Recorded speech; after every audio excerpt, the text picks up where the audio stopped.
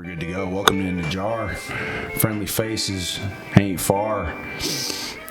Week after week, we don't have a cigar because it stinks up the damn studio.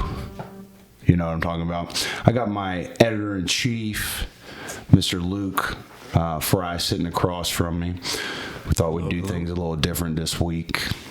And, just kind of letting the deal flow. What's going on, dog? Nothing much, man. Hanging out. Realized my headphones weren't even on. Oh, yeah, look at you. At least you can still hear me because we're in the same room. Yeah, hundo.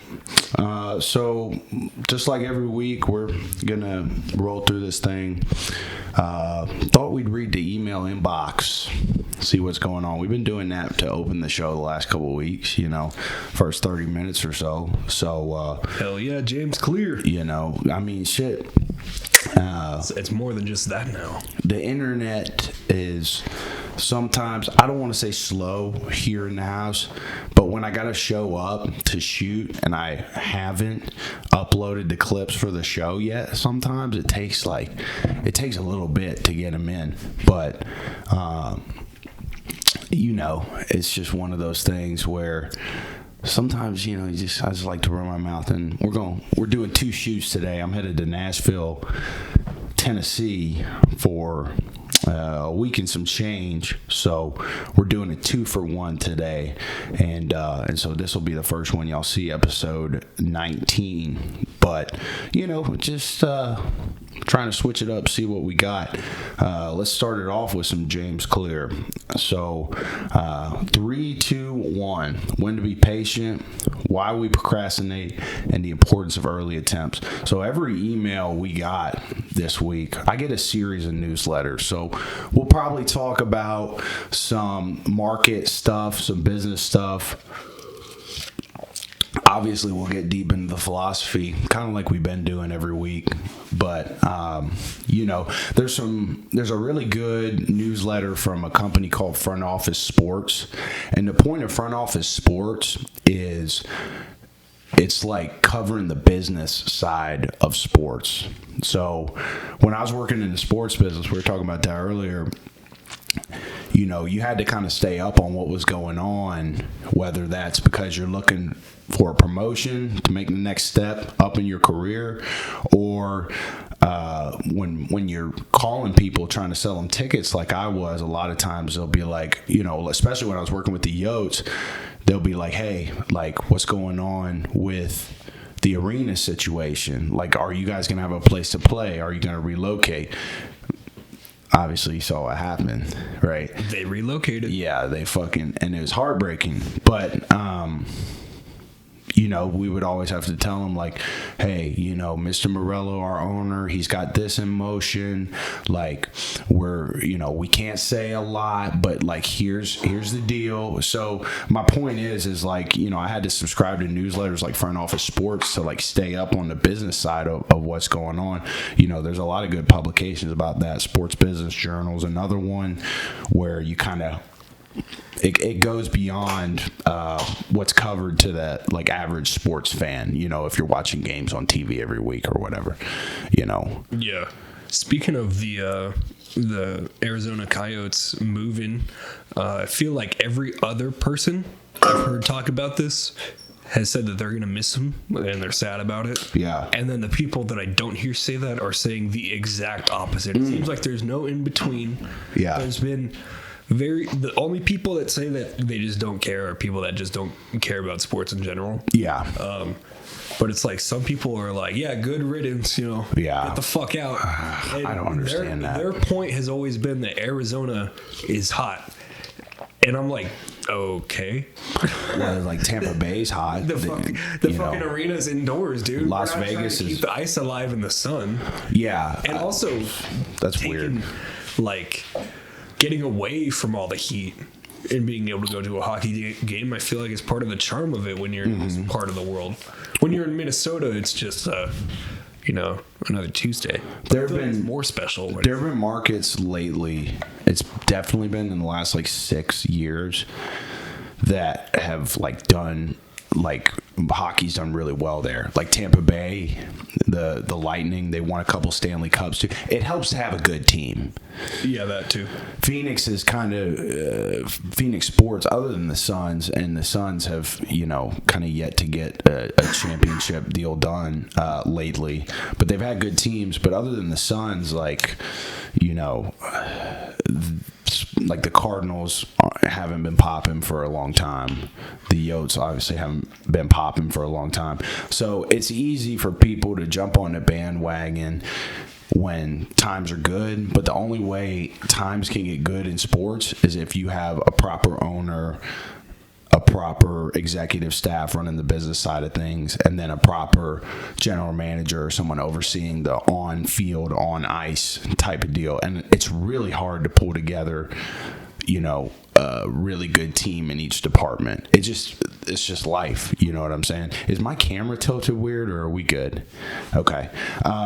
So yeah, it depends on the team winning. That's the biggest thing, and that's obviously the hardest thing to do, right? But Tampa Bay's done well in hockey. Vegas has obviously been a huge success. People really, and I mean, Nashville's kind of a different place climate-wise. Like, obviously, it still gets kind of cold in Nashville, but like that market did really well. Like, who the hell would think that a country music city would, I'm talking 10 years ago. Obviously, everyone's behind it now, but like, it's just one of those things. Anyway, okay, so we got 3, 2, 1 with James Clear. When to be patient, why we procrastinate, and the importance of early attempts. I don't even know if I understand that yet. Okay, 3 ideas. 1, my personal rule is that it's a good idea to be patient as long as I'm in the mix. If I'm taking action, putting in my reps, and trying things out, then I should remain patient and see what opportunities arise. But if I'm not taking action consistently, then I'm not practicing patience. I'm just waiting. What do you think about that? I think practicing patience is pretty important.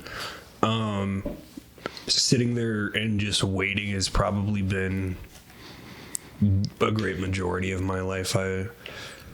Patience is something that I personally need to work on. I don't know about how you feel about your own patience, but I'm very impatient with myself, and I'm very impatient with timeliness of things, especially if someone says 3 o'clock and I'm like, where the fuck is 3 o'clock? Come on. Yeah. Well, and time management is something I could definitely get better at. It's one thing, like say I have client meet, obviously it's about prioritization, right? So, if I need to be somewhere at a certain time, I'll try and make sure that I'm at said place like or like an hour or 2 hours early. Like I missed a flight a couple years ago. I don't remember when it was, but like now I make sure I'm at the airport 2 hours or like type shit. With client meetings, I'll make sure I'm at the office. If the meeting's at 2, right, I'm still probably gonna be in the office from like 11 to or something like that. Yeah, I have a really bad history with time management, and with that came a lot of stress about time management. Mm-hmm. But once you get it dialed in, once you say, okay, I got to be at work at 9:30 instead of leaving the house at 9 and just maybe getting there at 9:30 if you're lucky, 8:50 or whatever. It takes so much stress out of the situation. Whether it just be speeding down the road and stressing about that, or just stressing about whether or not you're going to get fired, or in your situation if that client's going to even take you seriously, or missing your flight, and then all those things pile up. Well, because I've never been late to a client meeting, but I would imagine if I was, pretty damn stressful. You're working uphill, like in terms of getting this household to agree with letting you manage the most intimate aspect of their life, their finances. And it's like, you gotta. Yeah, you're already working uphill without being late. I know. Yeah, it's like, and first impressions are important. It's just one of those things where you got to eliminate every single controllable possible, right? Because 100 different things could happen when I'm meeting with a new person, or any situation, right? When you're trying to solve a problem, get over a hump, do whatever. Like 80, there might be 100 things that happen. 80 of them are going to be out of my control. Maybe 90, right? But if I can make sure that the 10 controllables are in line, I've done everything I can do up to that point. And that's going to help with my confidence throughout the process too, knowing that all those things are in check. That whatever could be dialed is. Right, because it's like, wearing something nice, the list goes on, being on time, doing your due diligence, whatever that is, like, and then you can just kind of, I don't know, it's kind of like anything else performance related. The only way you're going to be supremely confident going into that endeavor is if you're confident in your action leading up to that moment. Oh yeah. Even if it's like a fake it till you make it kind of thing, if you can, maybe you don't have it all figured out, but if you can have that confidence in yourself that you're gonna push through and figure it out, sometimes I feel like you can make it. Definitely not always. If you're walking in a financial advisor situation, if I just said I was a financial advisor and met with someone today, I'd have a pretty hard time climbing up that hill. Yeah. No matter how confident I was, because I know nothing about it. Well, I read something pretty powerful a couple weeks ago. It said action reduces fear. I totally agree with that. Because, like, obviously, you're showing up to something meaningful. There's gonna be a bit of fear there, and I think that fear to some extent is good, because that anxiety tells you that, like, hey, I care about what I'm doing. I care about whether it goes well or not. And so I think if you kind of reframe anxiety leading up to a big event that way, it can look like more of an opportunity as opposed to like something that I could fuck up. You know what I'm saying? Because I've gone into so many big things with that mentality in my life before. It just takes time to learn, right? I mean, everybody will learn that at some point, and it's just like, you can either let that fear or anxiety consume you, or you can harness it and kind of almost like what is it, Dragon Ball Z, where you fucking hone it. Like, you know what I'm saying? Yeah, I guess they call it like power blasts in Dragon Ball. I'm trying to think of a better terminology that still relates to that, but my mind's kind of drawing a blank. Okay, so here we go. Number 2, you'll probably surprise yourself with what you can accomplish if you're focused on one thing.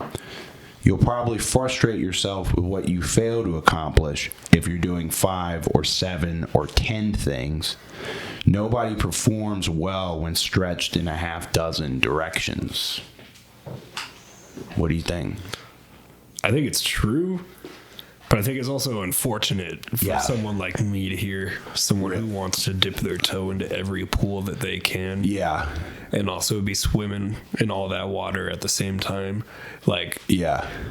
Because the way that I at least perceive a quote like that, it's like, okay, I am kind of doing like 5 or 6 things. I'm like producing podcasts, I'm working a job, and I'm like trying to do my own side hustle with like a reptile business. Oh yeah. Like terrarium building and stuff like that. Well, you love that shit. You know what I'm saying? Yeah. So it's like,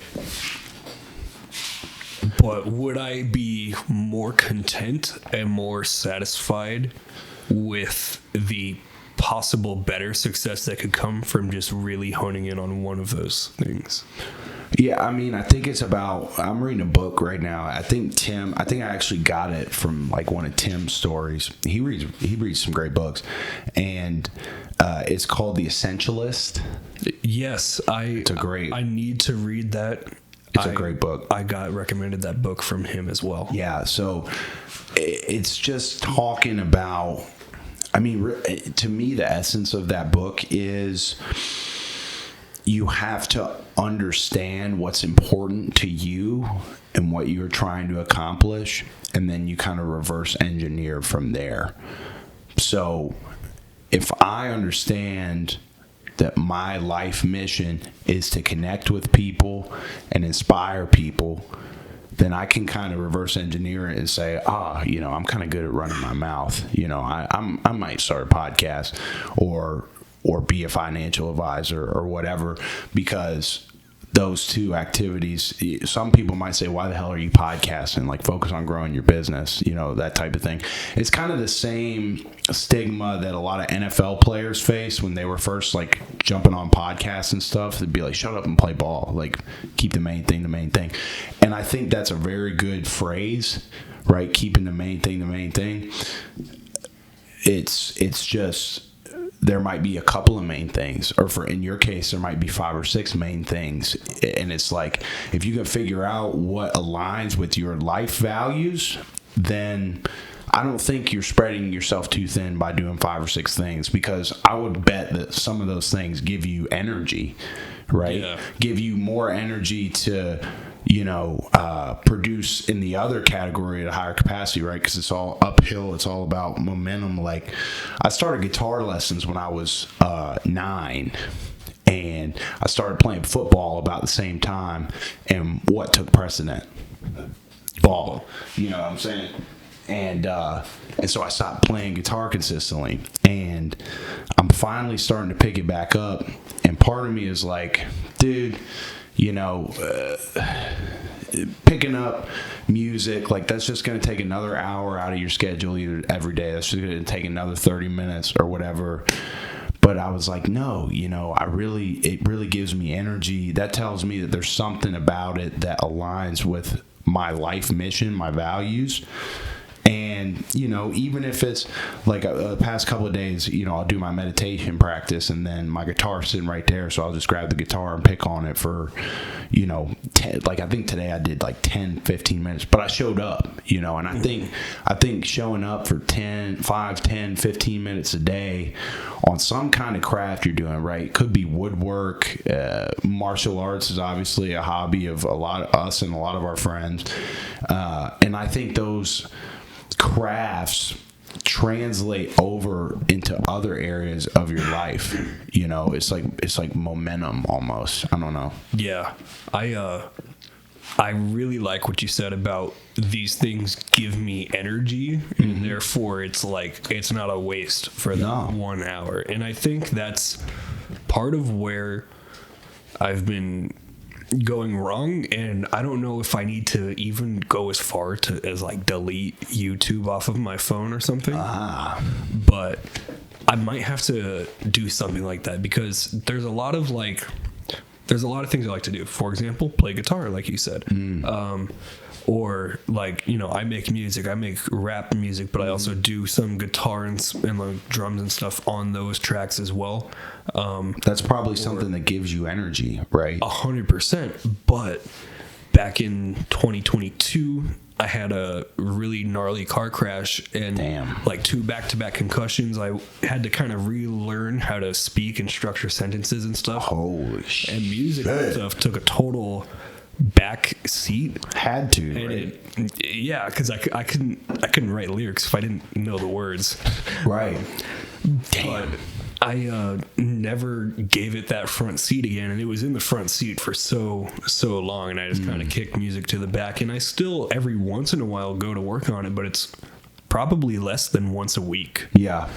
And see, I don't know, man. I was thinking about this on my walk this morning, like, even if it's like 10 minutes a day, like, and you just like show up, like, I gotta get better at doing stuff like that, but I just don't have like a on or off switch for any of the things I like to do. Sometimes I'll be like, I go on YouTube because I'm not in the mood to do anything else, and I like watch fucking whatever the hell. Yeah. Usually educational stuff, but I do watch a couple like, random just stuff for entertainment. But Yeah. I'll YouTube. spend like 6 hours doing that, and then all of a sudden I'll be in the mood to fucking like, I don't know, work, like clean out my snakes enclosures or whatever for 2 hours, and then like start like checking the market and looking at things for like possible future breeding projects and stuff like that. And then I'll be able to spend an hour or whatever working on music, and then go spend 2 hours doing something productive. But it's all really sporadic and just all over the place. I don't have any structure to it. You'll and find I don't know if that's something that I'm able to implement. You'll be able to implement it at some point. All right, number 3, whether you're an adult or child, your first attempts will often seem unimportant or foolish.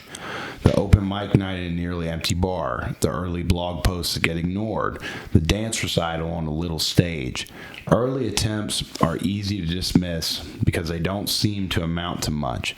But if you have to do the low-stakes stuff to prepare for the high-stakes stuff, they are building blocks of confidence, and that's an enormous thing.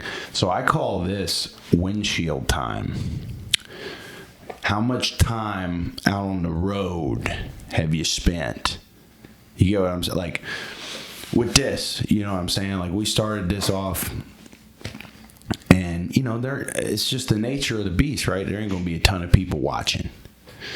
But, the confidence of showing up, I feel this is a beautiful craft, podcasting, because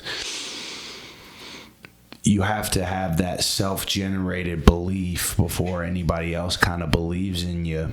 And you're not going to see a lot of, what did you say? It took Tim like 7 years? Yeah, that's what he said. He said it took him 7 years to, he's been at it for 7 years now. That's such an inspiration and he to said me. Now he's at the point where it's actually substantial, where like, we started the Confidential pod 18 weeks ago, something like that. And he said that his Patreon like expectancy for what he wanted for the whole year, he's already done 8 times that, and he's in May. And he said it's all from the Confidential pod, and he said, but no one would have even cared or wanted to hear the Confidential pod or subscribe to that Patreon to hear the Confidential pod if he hadn't spent that 7 years grinding first.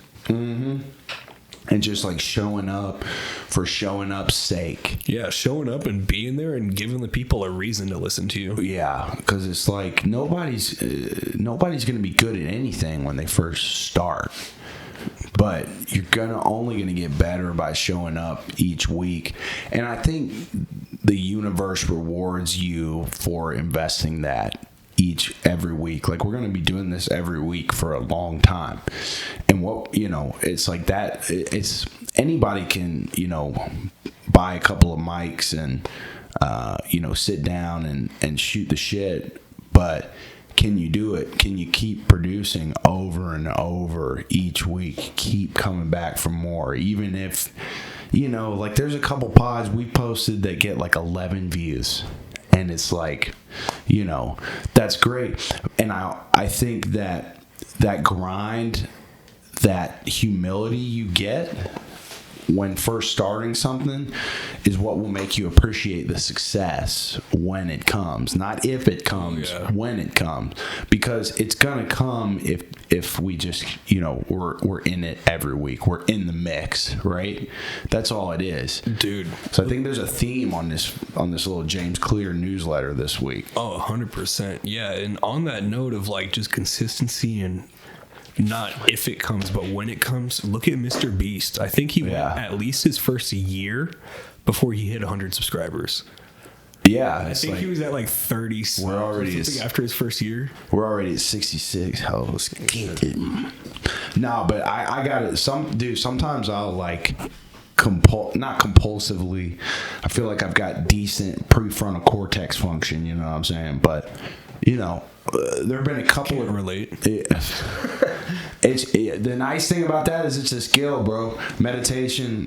I talk about it all the time on this damn thing. It'll change your life. Yeah, and that's something too where you ain't gonna see the benefit for me. I didn't really see a physical, tangible benefit with meditation until 3 years of doing it every day. I hear Think about that. so often. Yeah. And I need to be so much better about my meditation because I'm a fucking... Don't beat yourself up. Everybody's got their own journey, you know. 100,000%. Yeah. But I'm a Taoist. I have... Hell yeah. I have stuff, like I have words for the Buddha and from the Buddha written on my arms. Yeah, you mentioned stuff like that. And it's like... And I preach this stuff, but I'm not practicing what I'm preaching. Don't be hard on yourself, dog. You do a lot of things well. I do try to live that lifestyle of just trying to give nothing but love to everybody that I can when I can. Hell yeah. But I'm not doing the meditation aspect, even though I'm out there telling people about how good it is. And that's a way you can take care of yourself 10 minutes every day so that you can love others that much better. You know what I'm saying? Okay, 2 quotes from others. Software engineer Kent Beck on why creators struggle to release projects and why people in general don't take action. By far, the dominant reason for not releasing sooner was a reluctance to trade the dream of success for the reality of feedback. That's crazy. That's pretty good. 2, actor Philip Seymour Hoffman on making the most of your opportunities. This is something a teacher told me years ago, and he's right.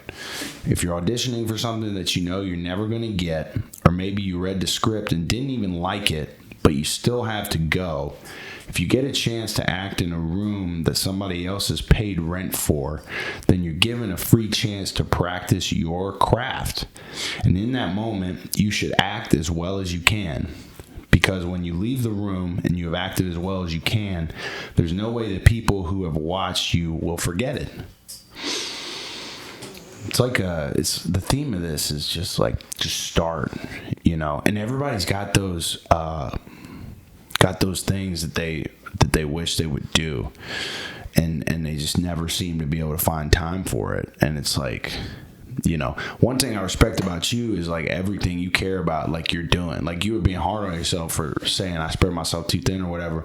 But I think it's a blessing that you have as many things that you do that you're passionate about. It's a blessing and a curse, man. I just like, I'm fascinated by two so sides many things to each coin. You know what I mean? One question for you. Take whatever you're trying to accomplish and ask, how could this be as easy as possible? How can I make meditating each day as easy as possible? How can I make showing appreciation to my partner as easy as possible? How can I make finding great investment opportunities as easy as possible? And so on. You may be surprised how effective the early version can be. So that's kind of, I talked about the guitar habit I'm trying to build. You know, I just started doing that this week. And, you know, I got my little Shakti mat, my bed of nails that I lay on when I meditate. And the guitar's sitting right there. So when I sit up, that shit's right in front of me, and I just grab it and I just pick on it a little bit. You know what I'm saying? And so I feel like that's something I did a decent job of making easy on myself. You know, with the cold, like, you know, we were talking about the cold calling every day. Man, that's hard to show up to that every day and get rejected by 99% of folks, right? But, you know, I'll take the little YouTube, throw it on here, not too loud so they can hear it on the phone, but I'll throw a Hank Williams Jr. concert on there, open the windows, the blinds on the windows so I can see what's going on outside. And it's like, you know, I'm in this space and I'm kind of like, okay, like this is nice. This is easy. I'm in an environment where it's easy for me to call someone up and shoot the shit with them, even though I ain't talked to a single word to them my whole life type shit. Yeah, I mean. Do you do your cold calls out of this room? Yeah. Oh, right here. Oh, this is just This is my space, bro. One-on-one studio, huh? This is the hub right here. This is where all the good juice gets done. Yeah, I mean, it's and I feel like, dude, it was talking about like building that confidence of showing up to something, even though you're not really getting a tangible deal from it yet. It's like I can feel the momentum in this room. I can feel the energy of the time we've already put into like this show, and that was kind of the catalyst for, you know, everything else. It's been a real blessing, man. Okay, so we've got, what else do we got here? Let's do Robin Hood snacks. So we're going to do something we've never done on this show before. We're going to see what's going on in the market. If I can find it. Front office. Is he at the dough? No, that's Mikey.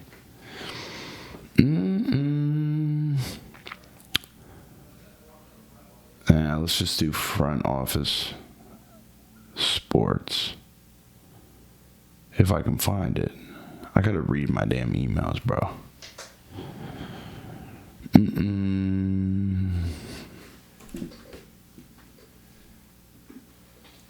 Okay.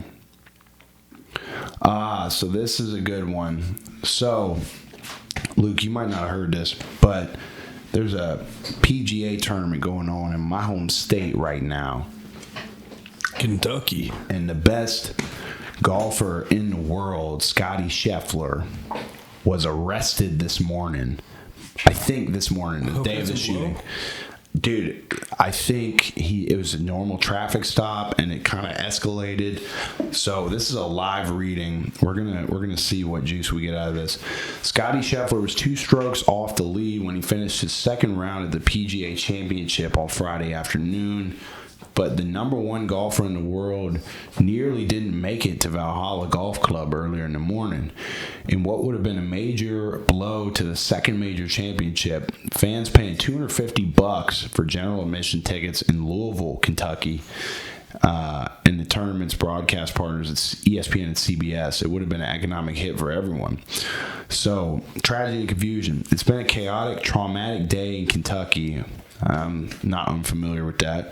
And there are still plenty of questions and unresolved matters. But here's what happened. Early Friday morning, a worker for a PGA Championship vendor was struck and killed by a shuttle bus outside Valhalla Golf Club. As a result, the second round was delayed about an hour and a half, and both fans and players dealt with huge traffic delays. While Scheffler was driving to the course, he was stopped and arrested after driving past a police officer. Despite the incident and being charged on 4 counts, including second-degree assault of a police officer, which is a felony, Scheffler was released from custody and teed off on time at 10:08 a.m. Eastern. While statements from... Actually, let's go into exactly what happened on the traffic stop. I want to see this.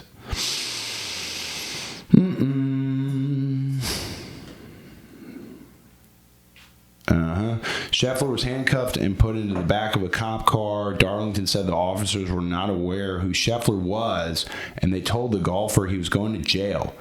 Darlington, ESPN reporter Jeff Darlington later appeared on television and described the scene. A cop attached himself to Scheffler's car, and the golfer kept driving for 10 yards. The officer then tried to pull Scheffler out of the car before Scheffler opened the door and was arrested. According to Darlington, the golf star asked the reporter for help before he was put in the back of the police car. Scheffler was booked and charged with second-degree assault of a police officer, third-degree criminal mischief, reckless driving, and disregarding traffic signals from an officer directing traffic. The official police report says the officer stopped Scheffler and attempted to give him instructions, but the golfer refused to comply and accelerated forward, dragging Detective Gillis to the ground. It also stated that Gillis suffered pain, swelling, and abrasions to his left wrist and knee. The cop's pants, which the report says were valued at $80, were also damaged beyond repair. They're throwing their arms up about $80. Jesus. So it says there might be a legal battle pending, but Scheffler did play today. As of the time of this shooting that I'm aware. And I saw something on Twitter. I don't know if it was a joke. I think it was probably an altered photo, but it was of a weight. And Scottie Scheffler is the best golfer in the world. And he's number 3 on the board as of a couple hours ago when I checked. Somebody tweeted a wager that said Scottie Scheffler, it was a prop bet, Scottie Scheffler wins the tournament pending he gets out of jail, and it had this like disclaimer on the wager that said like, if Scottie Scheffler like gets out or doesn't get out of jail, like this bet isn't going to be voided. Like that was part of the odds on the bet. And again, I don't think this was real, but the guy wager said $50 and the payout said 100,000. I don't think it was real. I don't want to spread misinfo. I feel like that's got to be Photoshop. Yeah. But if that's... Because he's the best golfer in the world. Just thinking about the idea of it being real is fun. Mm-hmm. He played today, and he's like up there on the leaderboard. But there were folks on Twitter today. The political scene's really hot, and I'm not going to speak about a lot of things because then we'll really get in the jar, and I don't want to do that. But then we'll be getting out of the jar. But everybody was like, Democrats tried so hard to lock Scottie Scheffler up, and like the liberals are having they're not having a field day because Scottie's fucking back. Like people like tried to like politically align with it. That was funny because there's literally like there's nothing behind that. But dude, one of my favorite Stephen King quotes was, there's a lot of people that like to add political icing to things. Yeah. When really they're just fucking dumb. Yeah, for real. Everybody's got a damn opinion, Let's see.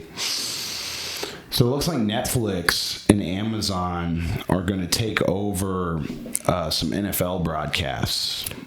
So that's kind of cool. Yeah. So Netflix is winning the rights to 2-day Christmas Day NFL games this season. Marks the addition of yet another new Salado verbal fluff. 100 just began fresh rights deals in some capacity. The NFL just they're starting to switch up their media rights deals worth a combined $110 billion. I would personally prefer, correct me if I misheard it, but it sounded like they just got the rights to stream certain games. Yes. So I would prefer if we just got some sort of contract with it, whether it be Netflix, Hulu, Amazon Prime, whatever. So Netflix, all the NFL games, just... You can watch them live, or you can even go back and watch them just in one place. Kind of like what we have with UFC, but I'd prefer not to have a separate dedicated streaming service like UFC does. I'd prefer to have that, just have them make some contract with Netflix or Hulu or whatever the fuck. Yeah, I saw something on Twitter that said if you are a football fan and want to watch every single game this season, the streaming cost for the whole season is like north of $800. Yeah, and that's like... it's not the way it should be. The industry could benefit so much from a change in that, because there's so many hardcore football fans that I have met that just stream these games illegally because of reasons like that. Yeah. So it's like the NFL's getting zero money out of those people. Well, and even on the illegal streams, like it's all in one place. Exactly. So it's like, why not revamp this system so that not only people can afford it, but they're not breaking the law, and you guys, the NFL, are benefiting from it too, and you can use that money for whatever you want. Well, the streaming services are just going to have to get really creative and keep the consumer at the forefront of their mind. And I think they'll be able to work out some like cross platforms. Here's the thing, right? The streaming industry, I know it's well established, but in the grand scheme of humankind, right, modern history, it's very new. So just like everything else that's emerging, AI, I could go down the list. It's just going to take time for the newness to sort itself out. So I think over time they'll start to consolidate it. I know with baseball, it's really hard to pin down like what service each game is on, and there's so many baseball games. There's 162 games a year, and people are like, and some of these companies like Bally Sports has had some financial trouble, and so they had to have someone come in and buy them out, and so now you got a different company running that. It's really, and then there's Apple TV rights with the Major League Baseball, so it's like people get really, there's so many games, and one game might be on a different network than another game. And then you have local blackouts. You have all these different, because the local TV networks want to pick some of them up. So, but yeah, I mean, I think the not so bold prediction is that, TV stations are either going to have to adapt or get lost. Cable TV businesses are going to have to either adapt, get bought up, or get lost. And, it'll end up being a better world. So anyway, the Netflix is paying $150 million for 2 holiday broadcasts, right? And that's from the Wall Street Journal. I wonder how much they'd have to pay to have, or I guess how much profit they'd have to share to have every NFL game on there, Yeah, I mean, it sounds so... Probably upwards of $1 billion, huh? Yeah, so the rights deals themselves, and I'm sure this isn't amongst everybody or all the games, was worth $110 billion. Oh my God. Yeah, so it's a lot of money. It's one of America's biggest industries besides like oil. It's dude, the thing that I love about sports is it's just, it connects people. And, 2 folks that have never spoken a word to each other could be, like one person could be wearing a Bengals shirt in the airport and be like, are you from Cincinnati? You're already talking. Yeah, you already have at least one thing in common with that person. 70,000 people screaming all for one cause is not something that happens very often anymore other than in sports. So it's just one of those things. That's why I love it so much, is the connection. Okay, what's going on in business? Okay, this is the 10 point from the Wall Street Journal, so it might have some political stuff. Okay, Donald Trump's allies are drawing up plans for an unprecedented immigration crackdown, including an effort that would deport asylum seekers. President Biden, wow, this is charged stuff, Luke. President Biden is courting black voters this weekend in a flurry of high-profile events aiming to reclaim support among a once reliable voting bloc. Let's see. What else do we got? A group of American doctors and nurses who went to Gaza for a medical mission are now trapped there with dwindling food supplies. That sucks. This is some political stuff. I don't like this. Let's see. Yeah, I mean, I'm not a big fan of anything that's voiced, at least in terms of politics. I'm not a big fan of anything on news outlets that's voiced in favor of one side. Well, and that's all you get. Exactly. That's all you get. And the thing that I hate the most about a lot of it is singling out or separating or just pulling out groups to try to gain sympathy. Is Biden's administration is courting black voters. Yeah. Why not? If they really care about justice being brought to whatever voting situation's going on, I don't know what's going on, but why not just bring voters in? I don't know. Why do we have to pull a specific group of people out? It's just, I feel like the mention of race is just always so overdone. Yeah. I'm not going to... It's an emotional topic. Yeah, I'm not going to disagree that there's racist people out there, but I feel like so many people bring up race way earlier than it needs to be brought up, if it was ever going to be brought up at all. Okay. Investors are winning in almost every market. Almost everything is going up.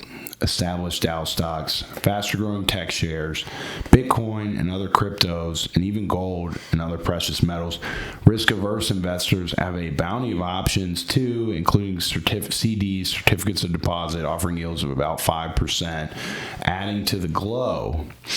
So a couple of experts, it's leading to another headline. It's a weird market. Weird market.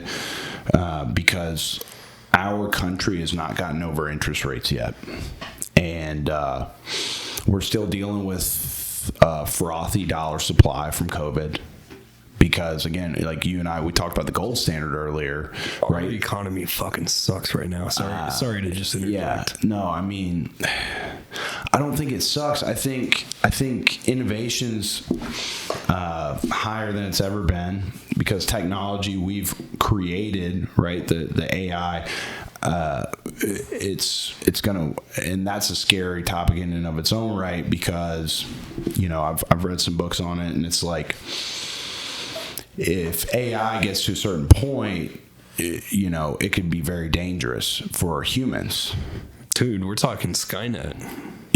So it's like, or just replacing us, or jobs and things like that, replacing the hard thinkers that we have right now. One of the books I read on AI was, it did a really good job of like painting a picture and, you know, kind of helping your brain compare humans and AI to other examples in nature. And one of them was talking about the fallacy of, well, AI is just computers. Like, how can they like physically, you know, harm us? Because basically on the idea that like it's physically smaller than us. And the book did a really good job of saying, hey, like elephants are much bigger, much stronger, much more physically capable than a human. But yet we've almost driven them extinct. Why is that? Because we have a higher level of consciousness than these animals. And so we're able to say, hey, I might not be able to physically overpower an elephant, but I can create a rifle yeah, exactly. that freaking drills that boy in the noggin right quick and gets through all that tough skin. So it kind of, and I'm probably not doing a good job of painting the picture myself, but it's called Life 3.0 by Max Tegmark. This is a book I read, and it painted that picture. And warfare could get really ugly with AI. You know, I'm sure there's weapons and artillery that us common folk have no idea is out there, dude. I can only imagine what it would be like if shit hit the fan with AI. Because have you heard of Boston Dynamics or seen any of their videos? No. They're a company, as the name implies, probably out of Boston. Yeah. And they have like robot dogs and other robots and shit. And they can run fast. And these robots, they can do these human acrobatic type things way better than any human can. I'm talking like triple backflipping and dodging multiple objects and shit like that. And the most recent one I saw, which was actually from a few months back, but I just hadn't kept up with them. They put a flamethrower on the dog. Wow. On this robot dog. So I heard about like if that shit hit the fan, if that robot dog became evil, dude, it's got a flamethrower on its back. Yeah, you gonna get smoked. Yeah, quite literally. Well, you can probably shoot it and stuff, but what if we get to the point where these are durable enough to be resistant to things like that? There's something else I read in that Life 3.0 book about like killer wasps that have face recognition. Robot killer wasps. Oh, fuck that, dude. Like fucking swarms. Gives you. And you just send them on somebody you don't like. Do they send? Okay, what I'm curious about is, I feel like medicine and science is advanced enough where there's tons of poisons that we know about or venoms that can such a tiny amount, like micrograms, can be injected and it'll kill you. Why do they need a swarm of these wasps? Why don't they just send one after the person and just stings them and they die? So it's not about the money. It's about sending a message. Dude, I just showed my girl my girl had never seen The Dark Knight. Oh. And I got the privilege of being the one that showed it to her. And so now every single Joker line that comes out of my mouth, it happens in everyday life way too much for me. She now understands it. Heath Ledger was a good Joker. Bro. Christian Bale, good Batman. Great, bro. Heath Ledger's performance in Dark Knight was the single, not just acting performance. I truly believe that the job he did, Heath Ledger, on The Dark Knight, is the most masterful portrayal of a craft that anybody could possibly hope to achieve in an endeavor. I'm that firm on that. He's the greatest acting job of all time. I think he's really high up there. I think other good examples are Christian Bale with things like The Machinist, when he dropped to literally like 95 pounds or some shit. Oh, yeah. Role. These actors that become the embodiment of the character that they're playing, just that's a whole nother level. I think Joaquin Phoenix, or however you pronounce his name, the new Joker, he does a great job. Really, really good. But as far as I know, he also doesn't really become that guy when they're offset and stuff. Like Heath Ledger was kind of stuck as the Joker for a good and that's before he died. That role took his life, man. He gave his life to that role, literally. He put everything he had into it. Going into his insane asylums. I mean, even down to the scene in the movie where they're blowing up the hospital, and you know when he's like pressing the button and he like turns around, he's like, and then it blows up. Scene was so funny. I remember seeing that in theater. You know the story behind it? No, was that they had one didn't work or something? They had one take to do this. They had one take. And so like when the thing's not blowing up and he's clicking the button and then he turns around and goes, that was real. Yeah, that's him signaling to the crew. And I don't know what the fuck. And it turned into one of the greatest scenes, in my opinion, of all time in movies.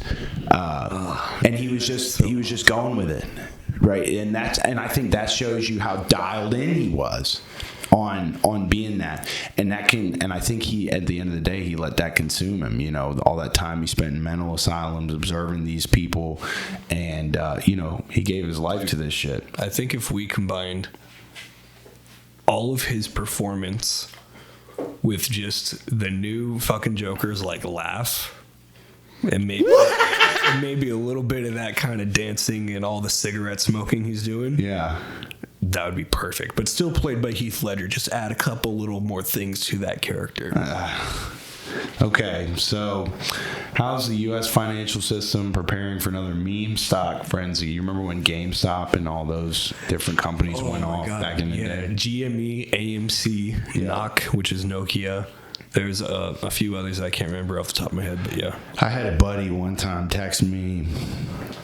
He said, hey, and I can talk about these stocks because I don't invest my clients in them. I don't buy them. I'm totally unaffiliated with them. But I had a buddy text me. He came to me one time and he didn't come to me, he just texted me. And he says, it was when Peloton stock was up like, 60, 80%. Something. This was like 2-3 years ago. He said, hey, bub, like, hope you're doing good. I just wanted to see what you thought about Peloton stock. And I had a colleague in the business that told me, like, hey, anytime like friends, relatives that may not have as much knowledge of the markets as you, like, reach out to you, like asking if, like, this hot stock is going to be good, don't ever buy that stock because so that's what they're talking about here. So I remember when this happened too, Robinhood, who's a popular brokerage for stock purchases, blocked purchases of meme stocks on January 28th, 2021. Robinhood did that because it was unable to meet a $3 billion margin call from the depository, so that the DTC, Depository Trust and Clearing Corp, which clears the trades. So Robinhood, these people, so when it means $3 billion margin call, that's basically Robinhood lending cash to consumers to trade stock. It's margin, right? So, like, I don't do this, and I don't recommend doing this unless you're a very skilled trader, is I could go to Robinhood and I could get, let's say, $5,000 on margin. And that $5,000 is not my money, but I can use that to buy stock. And then at some point, Robinhood or whatever broker you're doing this on is going to come to you and they're going to call for the margin. They're going to say, hey, well, like, we need that capital back. And if your shares lose, your loss is now much more leveraged and you might not have that money. And so Robinhood could not meet a $3 billion margin call. And simply what that means is so many people were betting on this meme stock to go up on margin, so not with their own money. That is literal degenerate gambling. You might as well go to Vegas. Yeah, with that money. I remember with those meme stocks, Dogecoin was at the exact same time as all of that. When a lot of people think that Elon had a part in pumping that. He had a part in Dogecoin for sure, because he literally tweeted like buy Dogecoin and shit multiple times and made like memes about it. You think how much money he could possibly have in an asset like that, and all he has. Funny, and it was genius. He hasn't gotten in trouble for it, so that tells me, who knows. I don't think Elon's the type of guy to do something fucked up like that. But if he was, he could quite simply go onto Twitter, tweet something about Dogecoin, buy up a ton of shares of it before he tweets that, watch it go up, and then sell all of it. So that's what I thought he was doing. If he didn't get popped for that, then he got questioned for it for sure. Then that's if he actually didn't get popped for it and he just didn't have anything in Dogecoin, or he just never sold or anything. I think that's fucking hilarious. Yeah, that he literally did it just for the joke. But Hundo. Wall Street Bets on Reddit was a big player in things like GameStop, Best Buy, AMC, Nokia going people up. Rallying together. Yeah, it was literally just this fucking small little group of people initially that was just like, let's pump the shit out of these. Yeah. And they all collectively agreed. And for some reason, it worked. It was so weird because there's so many times where people are like, yeah, we're going to pump this cryptocurrency and shit, and it never happens. But these people all agreed that they were just going to buy up a bunch of fucking GameStop and shit. And they all followed through with that agreement and bought a fuck ton of GameStop and shot. They were shooting, I don't remember exact numbers, but essentially $2 stocks to $34 stocks. And I'm sure some people made a lot of money on that, but I guarantee you about 98% got. The people that sold in time, they made 100,000, and that's the thing, maybe even a couple million. That's luck. And that is selling in time, unless you are a super genius microcomputer for a brain. You're not going to be able to time everything correctly. That shit dropped in value so fast. So there's no way to really. What I said earlier, what goes up must come down. And normally in markets, if it's going up at a certain pace, you bet your ass it's going to go down even faster than that. And that's what happened. It went down probably twice as fast as it went up. It was within one day. It just crashed. Before you know it, like, you've lost your shirt. And so that's why, if you want to invest, come into you, boy. Let's talk about it. Okay, so we'll wrap it up with Robinhood Snacks. I think we're humming pretty good. Meta's shutting down its Microsoft Teams competitor. It's called Workplace, after spreading itself too thin. Back to that kind of thing of like essentialism that we were talking about. So, I'm surprised Meta's spreading themselves too thin. I don't even know about working. There's a million things you could do as a company like them, and you got to be able to define like what's the mission, what's the vision, what are we trying to accomplish for people, and reverse engineer it from that. I guess they couldn't harvest enough data from a video sharing service or whatever, so they were like, let's figure out a way to harvest more data and make more money. Yeah, they want to break into the office. That's my pessimistic view. Yesterday, Meta, as of the day of the shooting, Meta said it was ditching Workplace to lean into AI and the metaverse. Tech that it said would fundamentally, quote unquote, reshape the way we work. Trying to find interesting stuff in real time because this is a live read.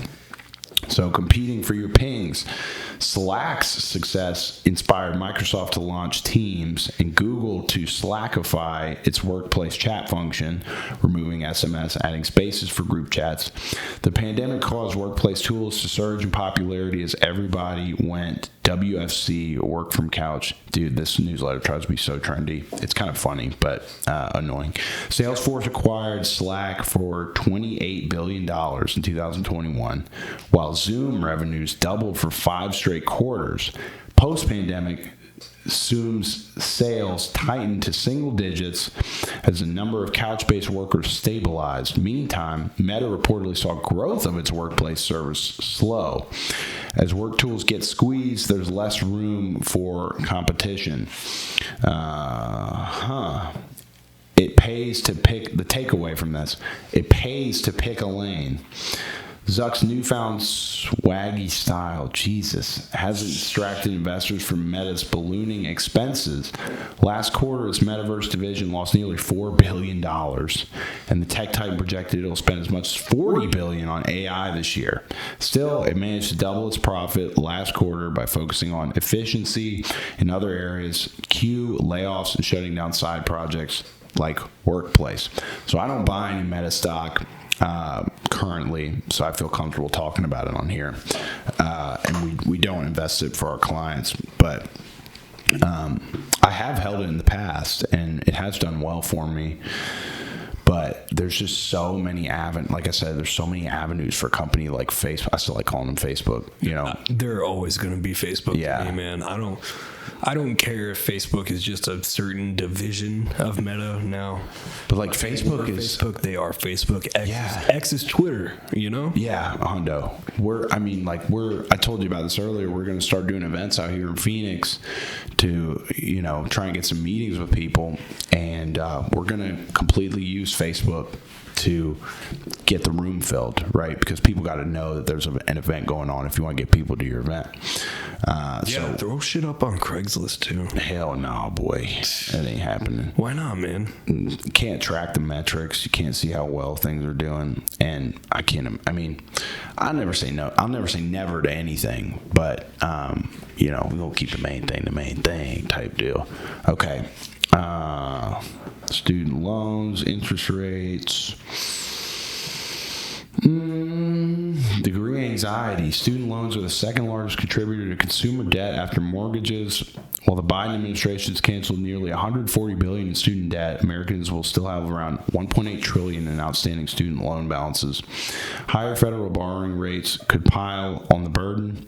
The new FAFSA financial aid system has been plagued with delays and glitches, leading to a drop in overall applications. To fill the financial gap, families could turn to private lenders, which often charge even higher interest rates than Uncle Sam. Takeaway on that: high interest can fuel disinterest in higher education. And I think we're seeing that in the high interest rate environment we are in, people are more reluctant to take on student debt. And we're more connected than ever. If you're focused enough, you can find and learn anything you want on the World Wide Web, YouTube University, or just simply, at a young age saying, I'm gonna do YouTube, and you apply the right mentality to it, and in 7 years you look up, you're making your living off of it. I personally think I needed a degree to do what I needed to do. And a lot of people might feel that way, but golly, man, I've seen a lot of meetings being in the business I'm in, intricate, intimate details about their lives, and, people that want to be doctors, jobs like that, they got a lot of debt. They got a lot of it because they had to go to 10, 12 years of school. So I don't know. And then you factor in when you're 18 and you go to college, you got to decide, hey, this is what I want to, I'm going to decide what I want to do basically with the rest of my life and what I'm studying. Do you have college debt, or do you have did you get in on a scholarship, or you just already got to pay it off? Yeah, I got a partial and football, partial scholarship. So most of it was academic. Okay. Yeah, I was a walk-on for football, but got a good chunk, and then my parents took care of me, thank God for them. So I don't have any, which is a blessing. But I feel like that decision, when you don't have those the resources, same situation, it's a tough call right now. Because that debt, I've known so many people that do have student debt, and it's it's a big stressor. And I think a lot of the folks feel like they need to go to college in order for their folks to see them as a success, or whatever the case may be. I think there's a big psychological component, a big stigma, a big societal construct around it. I'm not saying going to college is bad or the wrong move. It just depends on what you're trying to do. And I think it's really hard to have that clarity at age 18. I didn't know who the hell I was when I was that young. Man, I was only 18 4 years ago, and I had no idea. I was a completely fucking different person, and I can't imagine that I'll be anything like how I was now or when I was 18 in another 4 years. I'm 27, and myself at 22 is like, a lot different. Yeah, so I'm 22 right now. So in like everybody's 5 years, I'll be where you're at right now, and I'll probably be looking back at my 22-year-old self. Yeah. Like, what the fuck was that idiot doing on that podcast? Yeah, and I mean, but that's a signal. Mark Manson said this. That's a signal of growth. If you look back on something you said or did, and you kind of cringe a little bit, that's good, because that means you've grown. You've grown past that point, yeah. And that's why you're cringing. If you weren't cringing, then you probably are the same as you were when you said that. And relative to time, that I'd say if you look back on something you were saying and doing at, a young age and you weren't cringing, that would be a bad thing. Yeah, definitely. You know what I'm saying? And there are probably some people like that out there, but, it's important to try and, it's a fine line between essentialism and saying, hey, I'll try that. I'll give that a rip. Oh, shit, I really like this. You know what I mean? So TikTok creators sued the U.S. government over its law that could ban or force a sale of the app within a year. ByteDance-owned TikTok said it's paying the group's legal costs as it fights to stay in the U.S. TikTok is interesting, brother. I posted a clip on YouTube Shorts that did really well, like top 2 best, like in terms of views, clip from the show in the history of the show. Was that one of the ones I sent you where I was Googling some shit that... It was the insider trading clip. Oh, okay. Politicians insider trading and how it's bullshit, and it is. And it got almost 8,000 views on YouTube Shorts. It got 18 views on TikTok. 18. That's insane, dude. It's so weird how hit or miss TikTok can be, because there's something like that where it's like an actual piece of content and then you get fucking 18 views. Yeah. But then when I first downloaded TikTok years ago, I uploaded a couple like random bullshit things just trying to figure out how to use the app. Yeah. And some of those got like hundreds of views or even like a couple thousand. I was like, yeah, fuck, this isn't even anything that's like watchable. It's just, and I have a really good friend that works for a big social media company, and so I trust her word on anything algorithm related. And she says that she talks to people from TikTok, people from Instagram a lot, and she asks them about how the algorithm works, and they can't even explain it. People from Instagram, people from TikTok. She said by far YouTube Shorts is the most consistent algorithm out there, and they're able to properly explain how it works. And that's where our show's been doing best. YouTube's is where we've been doing really well on the short stuff. And at the end of the day, I like it that way, because what's the goal of this show? To grow on YouTube, right? Yeah. And exactly. So if there's no barrier, right? All you got to do on YouTube Shorts is click on my profile, and all you're doing is clicking 2 times and you're subscribed to me.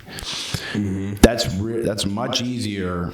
I haven't, to my knowledge, gotten a single subscriber on YouTube off of Snapchat, off of TikTok, off of Instagram, because there's a couple more steps in that, right? You got to really like what you're seeing on another platform to take your time, even if the YouTube's in the bio and everything, which it is. You got to take the time. Okay, I like this video. Okay, I like this video enough. I'm going to look at what else this guy's got. And then they're probably going to spend time scrolling through and they got to like every single one. And it's like, it's kind of sales psychology, right? Like if I'm selling you something, you might actually need it, but I got to make you kind of want it to make that emotional decision of, hey, I'm going to buy whatever it is from you. I'm going to, and it's the same as getting people to subscribe to you. I feel like, where if I am selling you something and I say, okay, great, you're ready to move forward. Like, all you got to do is fill out this 5-page form, all your information, and then I'm going to take down your credit card after you're done with that, and then I'm going to put it into my processing system and all this stuff.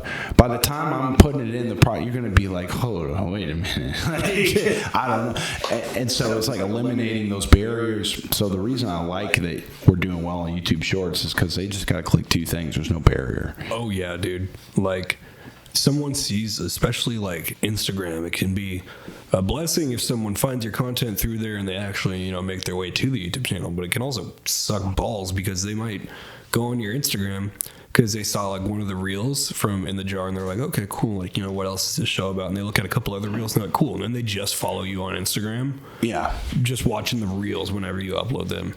And they don't even go out of their way to click on like the YouTube video and see the actual like full podcast or anything. Yeah. It's, I mean, at the end of the day, and I mean, we've only been in this is the 19th episode, 19 weeks. You know, for my limited scope, I feel like if you just, and we're kind of getting more essentialist on here, like I'm not posting on TikTok as much anymore. I'm not posting on Instagram as much anymore.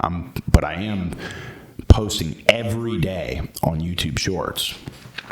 And so it's kind of less skin off my back to just take 2 seconds, throw it on YouTube, and that's the focus. I did what I was supposed to do today, as opposed to you know. And I've been doing this for the last couple of months, where it's like I'm going to post on every platform every day, and even if it's the same video, it takes, you know, like 10 minutes, 15 minutes, and to me that's a lot of time, you know, on something like that. But at the end of the day, the short clips, man, it's just your marketing. It's just your commercial, right? You want them to eventually click on the commercial to watch your longer stuff. And our longer stuff did really well this past week. Our longer stuff. Hell yeah. I was hoping the new thumbnail. Yeah, I don't know if you noticed it. Yeah. It kind of looked a little cleaner in my opinion. It's like bigger. Yeah, I liked having the actual In the Jar logo in the thumbnail, but just with the way that one was formatted, it was easier to just kind of put the words on there. Yeah. No, and I was going to tell you, like, you know, this video did well. Like, you know, let's keep it chugging and see what happens. But yeah, you know, it's just a journey, and we're just trying to spread the good word. You know, talk about some real shit. Yes. Talk about some real shit. So we'll wrap this one up. I know we've kept y'all a little longer than normal, but this is In the Jar, episode 19, with your boy Dupe and the editor Luke. And we appreciate y'all tuning in. We appreciate y'all watching. Leave your thoughts down below if you got hit in the chest at any point throughout the course of this show. Hit the subscribe button. Do me a favor, be a friend, tell a friend. We'll talk to y'all next week for the 20th episode of In the Jar. This is episode 19. We appreciate y'all, love y'all, and we'll see.